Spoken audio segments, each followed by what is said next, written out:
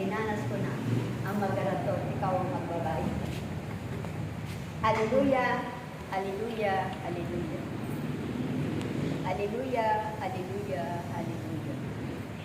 Hallelujah, Naway laging manatili hallelujah, ang kanyang salita hallelujah, sa lahat ng oras. hallelujah, At sandali ng inyong mga buhay hallelujah, sa bawat puso ninyo hallelujah, na nakakapakinig, hallelujah, nag-aaral, hallelujah, at nagninilay-nilay. hallelujah, Dahil ito ang makakatulong hallelujah, upang maging hallelujah, isang sandata ng hallelujah, bawat isa hallelujah, sa paglalakbay sa hallelujah, hallelujah. hallelujah, Walang hallelujah, imposible hallelujah, sa lahat ng bagay hallelujah, na inyong hallelujah, hallelujah, gaganapin hallelujah, na hindi ito hallelujah, magiging hallelujah, matagumpay hallelujah, dahil sa pamamagitan ng inyong mga hallelujah, hallelujah, paggawa hallelujah, ng mabubuting bagay at Hallelujah. pagbahagi nito, hallelujah, pagpalaganap hallelujah, saan man kayo itinatakda ng Diyos. hallelujah,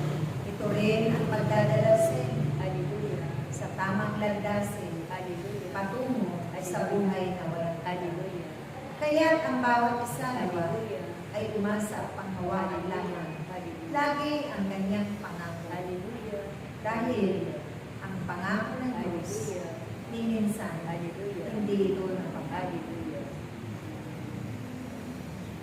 Panghawakan lang natin yung pangako ng Diyos. Nagarating yun, no? Sabi nga natin. Totoo yun. Sabi natin, wala tayong pinangahawakan dito, wala tayong lahat. Kaya, maraming salamat talaga kay Ama dahil tayo na tinalaga sa mga gawain na katulad dito. Wala naman tayong magagawa talaga. Pero ang Diyos ay meron. Kaya, totoo yun. Nasabi nga natin, para tumagal tayo sa mga gawain ng Diyos kung hindi natin ito pinahalagahan dahil napakahalaga sa atin ang kanyang mga salita. Ang salita ng Diyos, ito yung nagpapapanatili sa atin na tayong lahat ay patuloy na maglingkod sa Kanya. Kung may mga pagkukulang na humingi na tayo ng tawad, ay talagang nandiyan siya.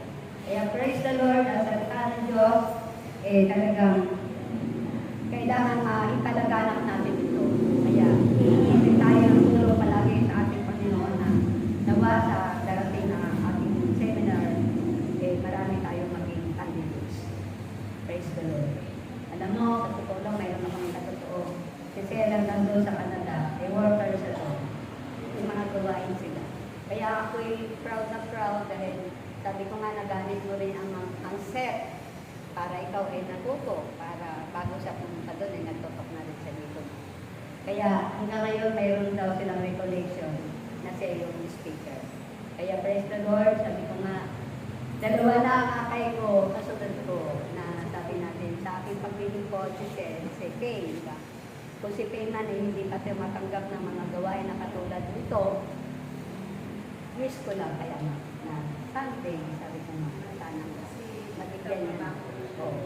Siguro yung pagmamoderator, yun lang. Pero siguro magpapahayag, pwede din, no? Kaya tutukan din natin ang prayer. Kaya nga walang imposible sa Diyos. Kaya nga, humingi ako ng tulong at gabay sa inyong lahat, sa ating lahat, na yung mga gawain na katulad nito, huwag tayong manghinaan ng loob. Alam mo, minsan sa totoo lang, nakatingin tayo sa bilang ng tao. Ako nakatingin sa puso. Noong araw, gusto ko maraming tao. Pero sabihin natin, kung marami nga, huwag yun naman naingay. Pero ito, kahit na ilan lang tayo, pero ang pangako ng Diyos, saan man may 2-3 na kakatikon, ay kasama natin siya. Kaya alam ko, nandito ngayon ang Diyos, kasama natin siya ang Yahweh, ano man ang ating mga kahilingan, ay yung pagkakaloob sa atin. Amen. Amen.